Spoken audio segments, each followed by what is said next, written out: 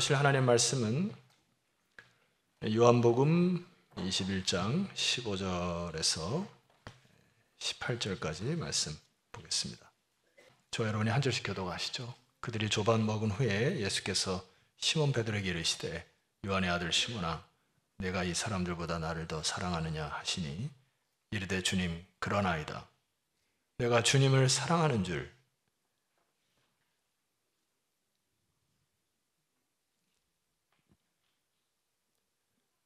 주님께서 하시나이다. 이르시되 내 어린 양을 먹이라 하시고 또 두 번째 이르시되 요한의 아들 시몬아 내가 나를 사랑하느냐 하시니 이르되 주님 그러하나이다. 내가 주님을 사랑하는 줄 주님께서 아시나이다. 이르시되 내 양을 치라 하시고 세 번째 이르시되 요한의 아들 시몬아 네가 나를 사랑하느냐 하시니 주께서 세 번째 내가 나를 사랑하느냐 하시므로 베드로가 근심하여 이르되 주님 모든 것을 아시오매 내가 주님을 사랑하는 줄을 주님께서 아시나이다. 예수께서 이르시되 내 양을 먹이라. 내가 진실로 진실로 내게 이르노니 내가 젊어서는 스스로 띠뛰고 원하는 곳으로 다녔거니와 늙어서는 내 포를 벌리리니 남이 내게로 띠띠우고 원하지 아니하는 곳으로 데려가리라. 아멘. 예, 봄이 되면 제가 하는 것 중에 하나가 시집을 좀 많이 읽는 편이고 시를 읽어 여러분들에게 오늘도 시 한 수를 소개하려고 하는데 괜찮겠죠? 근데 이 시인이 이름이 참 어려워요. 그래서 연습을 했는데도 발음이 잘 안 되는데 니코스 카잔차키스라고 하는 그리스의 시인이자 소설가인데 여러분에게는 소설 조르바라고 하는 소설로 많이 알려져 있는데 조르바도 모르시는 것 같네요. 예, 오늘 이 시가 이런 시가 있습니다. 나는 편도나무에게 말했노라. 편도나무야 나에게 신에 대해 이야기해다오. 예, 사명은 제가 조금 수정을 했습니다. 편도나무야 구어체로 나에게 하나님에 대하여 이야기해 줄 수 있겠니? 그러자 편도나무가 꽃을 활짝 피웠다. 이렇게 짧은 시인데 많은 것을 좀 생각하게 해요. 먼저는 여러분 편도나무가 좀 궁금하시죠? 예, 편도나무는 여기에 이제 그 어원이 샤케드라는 어원인데 예레미야의 살구나무의 어원과 또 동일합니다. 그래서 유대 지역에 가면은 아몬드 나무의 과로 소개를 할 수가 있어요. 백문이 불여일견이라 그림을 준비했습니다. 예, 이게 이제 아몬드 나무의 편도나무라고 하는 거고 조금 더 클로즈업을 해볼까요? 예, 저렇게 나무에 아주 하얗게 피고 조금 더 저게 이제 편도나무인데 살구나무와 아주 좀 흡사한데 이 시를 듣고 여러분 어떤 느낌이 좀 드시나가 모르겠습니다. 그래서 우리의 마음을 좀 표현하는 또 다른 관련된 시를 여러분에게 한번 다시 읽어드릴게요. 사람들이 그리스도인들에게 부탁했습니다. 하나님에 대해서 이야기해 주세요. 그러자 그리스도인들은 말 대신에 뭐 했다고요? 꽃웃음을 활짝 웃었습니다. 나무가 꽃을 피우고 우리 인생이 꽃을 활짝 피우는 것이 하나님께서 원하는 인생이라 저는 그렇게 생각합니다. 계절이 지나서 꽃이 피듯이 여러분이 수많은 어려움과 환경을 통과하여 언젠가는 하나님께서 원하시는 아름다운 꽃을 피웠다가 주 앞에 선다면 그것처럼 영광스러운 인생이 어디 있을까 생각합니다. 자, 그런데 인생이 그렇게 호락호락하지가 않아요. 살아가는 현장에 보면은 나를 슬프게 하고 때로는 부여간하게 하고 때로는 실망케 하고 하는 일들이 많이 있습니다. 때로는 의심이 되기도 하고 하나님의 존재에 대한 의심도 있기도 하고 정말 말씀이 그런가 하기도 하고 그리고 우리는 또다시 다른 상황과 환경 때문에 침울할 때가 많이 있어요. 맞죠? 그럴 때 여러분 어떻게 해야 됩니까? 그럴 때 어떻게 해야 돼요? 오늘 본문 말씀을 통해서 좀 찾아보면 되겠습니다. 말씀을 묵상하다가 참 위로가 되는 것이 하나가 있어요. 제자들을 보게 되면은 살아생전 3년 동안 주님을 따라다녔고 그리고 기적도 경험했고 부활도 봤는데 여전히 혼돈 속에 있는 제자들이 있습니다. 인간의 이게 참 연약함이라는 생각이 들고 그들 안에 확신이 없었던 듯해요. 예를 들어 예수님을 배반했던 제자 베드로는 예수님이 나를 다시 만나면 용서해 주실까? 나를 다시 제자로 받아주실까? 나를 사랑하실까라고 하는 그런 불확실함이 그 안에 있었던 듯합니다. 자, 그런데 그러한 제자들에게 주님이 찾아오시는 더 큰 위로가 있다고 저는 생각해요. 그것이 오늘 우리가 살펴보는 21장 1절로 올라가시게 되면 그 부분을 우리 함께 읽어보도록 하겠습니다. 1절입니다. 시작. 후에 예수께서 디베랴 호수에서 또 제자들에게 자기를 나타내셨으니 나타내신 일은 이러하니라. 지금 제자들이 어디 있다고 기록되어 있죠? 디베랴 호수입니다. 디베랴 호수는 제자들의 잔뼈가 굵었던 그물을 깃고 어부들로서 고기를 낚았던 삶의 현장으로 다시 돌아간 것이죠. 제자들의 마음속에 도대체 이게 뭔가, 자기가 그렇게 믿었던 예수님이 죽으셨어요. 그리고 간헐적으로 나타나시긴 하셨지만 그의 마음에 확신이 없는 겁니다. 그러니까 지도자가 죽어버리니까 어쩌면 이들이 신세 한탄으로 다시 고향에 돌아온 듯합니다.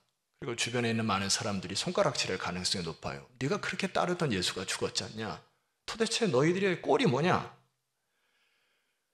부활하신 주님께서 살아생전에 제자들에게 말씀하시는 그 사명에 대한 부분, 그 사명은 온데간데 없고 자기의 상황과 감정과 혹은 현실만이 남아서 거기에 묶여서 푹 빠져있고 어깨가 축 늘어진 제자들을 만납니다.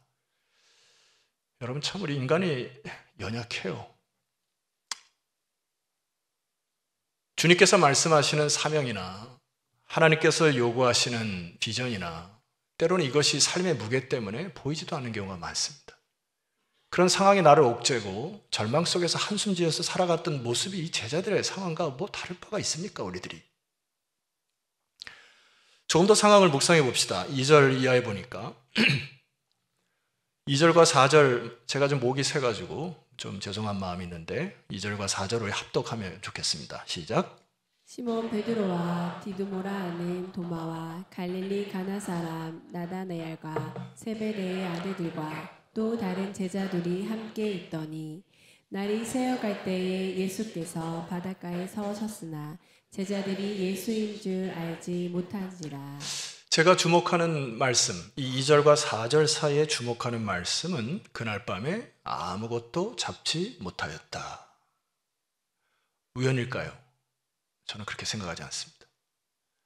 주님께서 조류를 바꾸셨든지 아니면 온도를 바꾸셔서 제자들의 배 근처에 한 마리도 잡지 못하는 상황을 주께서 만들으셨다. 저는 그렇게 생각합니다. 그 정도 능력이 없으신 분일까요? 한 마리도 잡지 못하도록 하셨다. 무슨 의미가 있지 않을까요? 여러분, 우리가 인생을 살면서 예수를 믿기 전이나 혹은 예수를 믿은 이후에도 내가 내 나름 방식대로 막 살았는데 열심을 다했는데 그물을 건졌더니 고기가 없었던 데 있지 않습니까? 내가 그렇게 사랑하고 내가 그렇게 소중하게 여겼던 것을 움켜졌는데 어느 순간 모래처럼 빠져나가는 것들이 여러분 인생에 그렇게 경험 많이 하지 않으셨어요? 여러분, 그때 뭐 하셔야 됩니까? 잠깐 멈추셔야 합니다.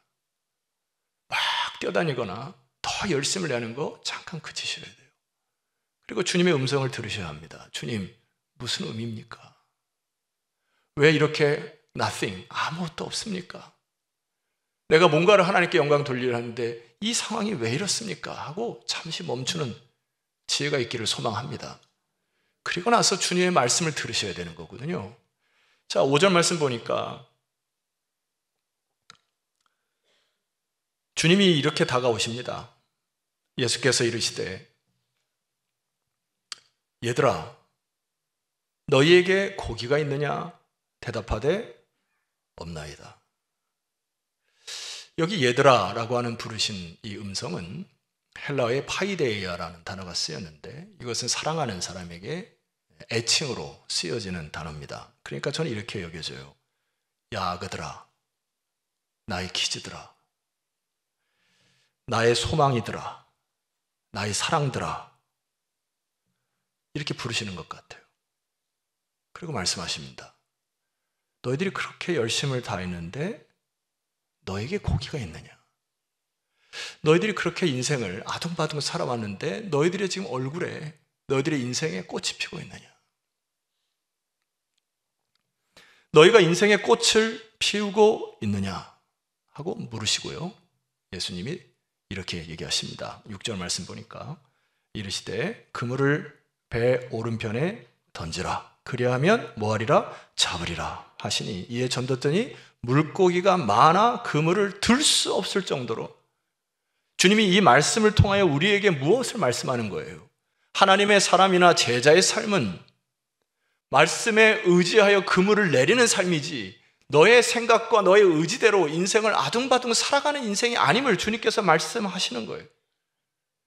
제자들에게 그 위로가 있었던 것입니다. 아, 그래, 이제는 나의 인생이 제자의 인생을 살아가는 것에 대한 메시지로 받은 겁니다. 여러분, 조금 더 상황을 보게 되면은 얼떨결에 이제 무추로 올라와 보니 주님이 거기서 또 제자들에게 다가오십니다. 그리고 9절의 말씀 보게 되면은 여러분 어떤 단어가 딱 눈에 들어오시는지 여러분 보세요. 여러분 함께 읽겠습니다. 시작. 육지에 올라보니 숯불이 있는데 그 위에 생선이 놓였고 떡도 있더라. 뭐가 가장 눈에 딱 들어옵니까? 떡? 떡 좋아하시는 분 떡이 눈에 들어올 것 같고, 고기보다는 난 생선이 좋아. 생선이 딱 눈에 들어오는 분이 있고, 제 눈에 처음에 딱 들어왔던 이 물체는 숯불입니다. 숯불 어디서 많이 들으셨던 소리 아니에요?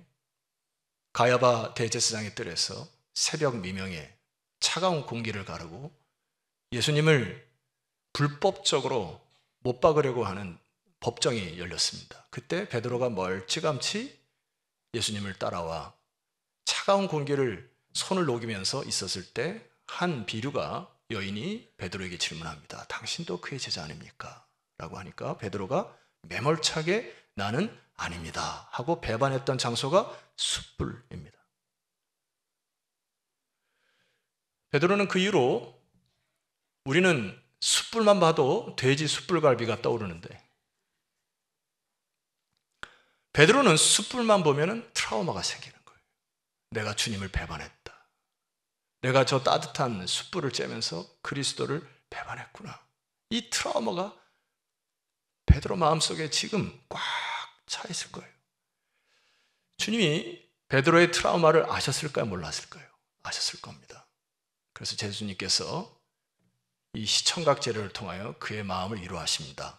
해변을 연상하시면 됩니다. 해변가에 숯불을 미리 피워놓으시고 생선과 떡을 미리 구우시는 예수님을 떠올리시면 됩니다.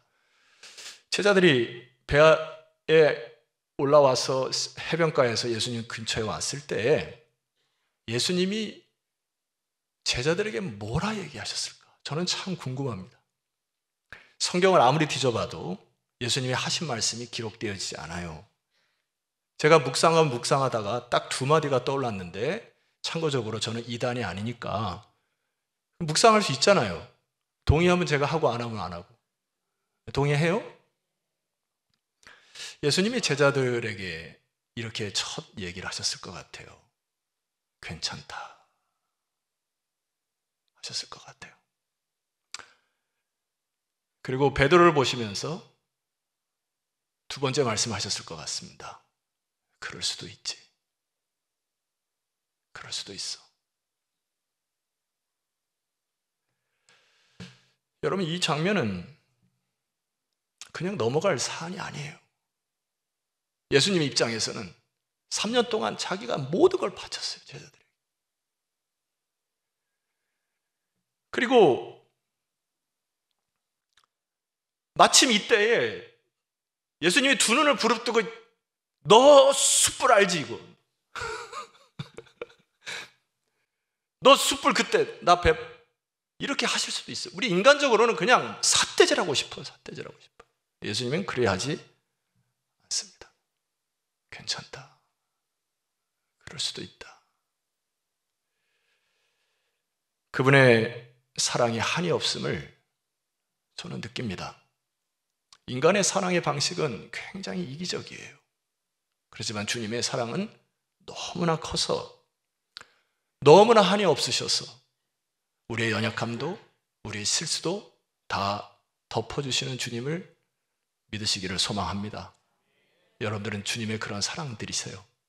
우리 한번 주님의 표정을 가지고 실습 한번 해봅시다. 괜찮다. 그럴 수도 있지. 주님의 시야를 가지고 하셔야 됩니다. 자, 그런데 오늘 본문이 여기까지 보면 좀 의아한 구석이 있는데, 그것은 부활하신 예수님이 한 7번 정도 이렇게 복음서를 보면 나타나셨어요. 엠마오로 올라가는 제자들을 만나시고, 문을 걸어 잠근 제자들에게 나타나시고, 막달라 마리에게 많은 나타나셨는데, 여기 제자들이 부활하신 예수님을 봤단 말입니다. 그런데 여전히 그의 마음속에 기뻐하지 않고, 여전히 얼굴이 확신이 없고, 얼굴이 죽상이고 못 씹은 얼굴처럼 이들이 밤새도록 수고한 그 얼굴 표정을 가지고 왔단 말이에요. 저는 이것을 제가 말씀 묵상하는 가운데 이렇게 결론을 내고 싶습니다. 믿음이 있지만은 믿음이 작동되지 않았다. 믿음이 구동되지 않았다는 얘기예요. 꽃 몽우리가 있는데 꽃 몽우리가 아직 펼쳐지지 않은 상황, 그럴 수 있잖아요. 믿음이 있는데, 여러분의 믿음도 꽃 몽우리처럼 될 수가 있는데 활짝 피지 않았다. 뭔가 불확실하고 뭔가 의심이 있고 이런 상황이 꽉 되어 있다. 그런데 오늘 저와 여러분이 이 삼은 이 본문 속에서 이게 꽃몽우리가 활짝 피는 것을 저는 느낍니다. 그것을 여러분과 함께 나눠보려고 해요. 너무나 유명한 말씀인데 오늘은 제가 제 방식대로 제 느낌대로 기도한 대로 여러분에게 좀 설명을 드려볼까 합니다. 여러분 15절을 여러분이 한번 읽으시면 좋겠어요. 15절입니다. 시작. 그들이 두 밥 먹은 후에 예수께서 시몬 베드로에게 이르시되 요한의 아들 시몬아 내가 이 사람들보다 나를 더 사랑하느냐 하시니 이르되 주님 그러하나이다. 내가 주님의 사랑하는 줄 주님께서 아시나이다. 이르시되 내 어린 양을 먹이라 하시고.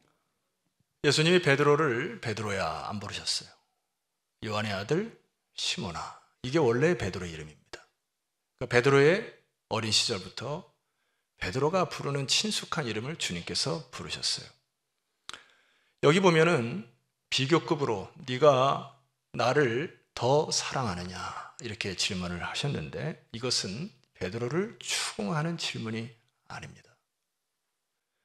너가 이 사람들보다 나를 더 사랑할 때 내가 너를 사랑할 거야. 네가 가진 소유나 네가 가졌던 재물의 축복이나 네가 소중하게 여긴 것보다 나를 더 사랑해야 나는 너를 사랑할 거야 라는 추궁의 메시지가 아니에요. 제가 쓴 말씀을 한번 읽어보도록 하겠습니다. 베드로야, 내가 원하는 것이 너의 모든 것들, 네가 사랑하는 사람들, 그리고 세상에 네가 소중하게 여기는 재물들, 배들, 이런 것들보다 나를 더 사랑해야 내가 너를 사랑한다고 너는 생각하니? 주님의 말씀이 뭡니까? 그런 것이 없어도 나는 너를 사랑한다. 고백이에요. 주님이 아가페라고 하는 단어를 사용하셔서 질문하셨습니다. 그러니까 베드로 입장에서는 주님, 그 정도 저는 사랑 못합니다. 아가페라는 거는 제임스 보이스의 주석학자에 의하면 100%의 사랑을 의미하는데 제가 어떻게 주님을 100% 사랑하겠습니까? 저는 그렇게 못합니다. 이렇게 대답을 해요. 두 번째도 아가페로 질문하세요. 여러분이 16절 한번 읽어봅시다. 시작. 또 두 번째 이르시되 요한의 아들 시몬아 내가 나를 사랑하느냐 하시니 이르되 주님 그러하나이다. 내가 주님을 사랑하는 줄 주님께서 아시나이다. 예, 첫 번째 대답을 잘 못하는 베드로에게 또 추궁하셨을까요? 저는 그렇게 생각 안 합니다. 몇 번을 읽어도 그렇게 생각할 수가 없어요. 이 부분은 이렇게 주님이 대답하시는 겁니다. 베드로야, 반석교회 성도이더라. 네가 진심으로 나를 사랑해야 내가 너를 받아들인다고 생각하니? 네가 나를 진심으로 사랑하면 내가 너를 그 다음에 사랑한다고 생각하니? 이 질문 같아요, 저는. 주님께서 마지막 필레오라는 단어로 다시 질문하십니다. 17절 내가 읽을게요. 세 번째 이르시되 요한의 아들 시몬아 네가 나를 사랑하느냐 하시니 베드로가 뭐 했다 했어요? 근심했습니다. 주님, 모든 것을 아시오매 내가 주님을 사랑하는 줄 주께서 아시나이다. 근심하였다 했어요. 왜입니까? 베드로는 예수님이 십자가 지기 전에 호언장담했던 사람입니다. 주님, 누가 배반할지라도 저는 절대로 당신을 배반하지 않을 것이고 당신을 다 버릴지라도 나는 당신을 버리지 않을 호언장담했던 사람이에요. 그런데 여기 자신의 의지로 사랑하겠다고 하는 것들이 다 무너진 겁니다. 나의 인간의 연약함, 나의 의지가 다 사라진 거예요. 그럼에도 불구하고 예수님이 자기와 같은 자를 찾아오셔서 사랑의 손으로, 사랑의 음성으로 내미시는 그분 앞에 이렇게 느낀 것 같습니다. 내 사랑의 크기로, 내 의지와 노력으로 나를 받으시는 주님이 아니시로구나. 주님의 사랑만으로 나를 충분히 받으시는 저 예수님은 위대한 하나님의 아들이시구나. 내가 연약하고 내가 배반할지라도 저는 나를 배반하지 아니하시는 분이시구나. 내가 너를 사랑한다는 주님의 음성이 베드로를 살아나게 하는 거죠. 다른 사람은 나를 사랑하지 못할지라도 주님 한 분만으로는 영원히 변하지 아니하는 하나님의 사랑의 존재가 내 앞에서 내가 너를 사랑한다 고백하니 베드로 안에 있는 수많은 아픔과 상처, 딱딱한 심정들이 무너져 내리고 비로소 우미였던 것이 꽃이 피우는 시작점이 되었다고 저는 확신합니다. 니코스 카잔차스키스가 쓴 그 성 프란시스 내용에 이런 내용이 있습니다. 화면을 잠깐 봐주시면은, 어느 날 한겨울에 아몬드 나무가 꽃을 활짝 피우자 주위 나무들이 조롱합니다. 야, 지금이 어느 때인데 이렇게 교만할 수가 있냐? 너무 허영심이 심한 것 아니냐? 그러자 아몬드 나무 꽃잎들은 어쩔 줄 몰라 하면서 말합니다. 여러 나무님들 용서하세요. 억지로 꽃을 피우고 싶은 생각은 정말 없었습니다. 다만 내 가슴 속에 따뜻한 봄바람이 느껴져서 나도 모르게 그렇게 했습니다. 주님은 베드로에게 억지로 꽃을 피우려 한 적이 없어요. 여러분의 의지와 노력을 들어 나를 사랑하라고 고백한 적도 없습니다. 주님의 사랑은 일방적인 사랑이에요. 여러분을 사랑하셔서 찾아오시는 주님이십니다. 때로는 숯불로, 때로는 강가에서, 때로는 여러분 삶의 현장에 주님이 여러분을 찾아가셔서 사랑한다는 그 사랑의 숨결을 느끼시는 여러분 되었으면 좋겠습니다. 어떻게 해야 될까요? 은혜의 자리로 나오셔야 합니다. 하나님께서 허락하신 말씀의 자리에 사모하면서 나오셔야 돼요. 내 의지와 노력으로 다른 사람 사랑할 수 없지 않습니까? 그분의 성령의 숨결이 여러분의 잠자는 영을 깨우셔야 합니다. 한 달에 한 번 제가 세운교도를 통하여서 부탁드리는 것이 있어요. 여러분, 우리의 인간의 의지와 노력으로 다른 사람 사랑할 수 없습니다. 자리에 앉아서 성령의 음성과 찬양의 영감과 기도를 통하여 성령의 사랑의 기운을 회복하시는 여러분 되었으면 좋겠습니다. 오늘 이 말씀 속에 좀 더 흥미있는 사실 하나가 있습니다. 베드로도 3번을 대답해요. 첫 번째, 주님이 아십니다. 두 번째, 주님이 아십니다. 세 번째, 주님이 아십니다. 이 단어가 다르다는 사실이에요. 화면을 보시게 되면 첫 번째 쓴 단어는 오이다라고 하는 단어로 주님께서 아십니다라고 했을 때 이 오이다라는 단어는 지식적인 암입니다. 예를 들어 여러분 광고를 보셨을 때 5월 5일부터 뭐 카페 콕이 시작된다고 하면 지식적으로 습득했죠. 그것은 오이다예요. 근데 기노스크라고 하는 단어는 경험을 통해 확실하게 습득하는 것을 의미합니다. 베드로가 맨 마지막에 주님이 아십니다 라고 했을 때 이런 표현이에요. 주님, 제 의지와 노력으로 주님을 사랑하려고 했고 교회를 사랑하는데 안 됩니다. 그런데 주님이 저를 사랑하는 거 이제 알겠어요. 주님의 사랑의 방식이 인간의 방식과 다름을 제가 압니다. 그 안에 갖고 있었던 수많은 편견과 그 안에 갖고 있었던 딱딱함들이 예수님의 사랑의 숨결로 무너지기 시작합니다. 꽃피는 인생, 주님이 선포해 주십니다. 그 다음 말씀 보세요. 18절. 내가 진실로 진실로 내게 이르노니 네가 젊어서는 스스로 띠띠고 원하는 곳으로 다녔거니와. 예, 그렇죠. 우리가 주님을 알기 전에, 주님을 인격적으로 만나기 전에 우리는 스스로 띠띠고 원하는 곳으로 다닙니다. 그것이 잘못된 인생인지, 그것이 재물을 쫓는 것인지 모르고 우리는 스스로 다닙니다. 근데 주님이 말씀하는 게 뭐예요? 늙어서는 내 팔을 벌리리니 남이 내게 띠띠우고 원하지 않은 곳으로 데려가리라. 두 가지 의미가 있습니다. 늙어서는 힘이 없어서 다른 사람이 팔을 벌리는 단계가 있겠지만, 이거는 주님께서 19절 말씀 보면 이렇게 해석을 합니다. 이 말씀을 하시면 베드로가 어떠한 죽음으로 하나님께 영광을 돌릴 것을 가리키십니다. 이 말씀을 하시고 베드로에게 이르시되 나를 뭐하라? 따르라 하셨습니다. 그의 마지막은, 베드로의 마지막은 영광스러운 십자가를 거꾸로 지고 죽었다는 많은 사람들의 증언이 있습니다. 십자가에 매달려 죽은 예수 그리스도의 사랑이 그의 영을 깨우고 그를 살려서 아가파오의 사랑으로, 하나님의 아가페의 사랑으로 응답하여 꽃을 피우는 인생을 사는 거예요. 그러면 되지 않습니까? 하나님이 원하시는 곳에, 원하시는 위치에 여러분들이 아름다운 꽃을 피웠다면 그것으로 인생은 성공이라 싶습니다. 제가 요즘에 습관이 하나 생긴 거는 길거리를 지나다닐 때 이어폰을 끼고 말씀을 묵상하는 습관이 생겼어요. 주중에 하나님께서 저에게 허락하신 귀한 말씀 있는데 선포하려고 합니다. 허락하시는 거죠? 예. 로마서 8장 38절 말씀. 내가 확신하노니 사망이나 생명이나 천사들이나 권세자들이나 현재일이나 장래일이나 능력이나 39절 높음이나 깊음이나 다른 어떤 피조물이라도 우리를 우리 주 그리스도 예수 안에 있는 하나님의 사랑에서 끊을 수 없으리라.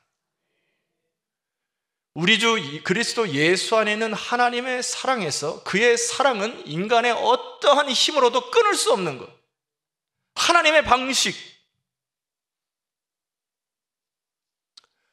인간의 사랑은 유한하고 인간의 사랑은 결점이 많지만 그분의 사랑은 100% 완전하여 베드로 같은 연약함에도 불구하고 그를 찾아오셔서 품으시는 그 사랑을 경험하는 여러분 되었으면 좋겠습니다. 한 가지 말씀 더 선포할게요. 마태복음 6장 30절 은혜 받은 말씀입니다. 오늘 있다가 내일 아궁이에 던져지는 들풀도 하나님이 이렇게 입히시거든. 다 같이요.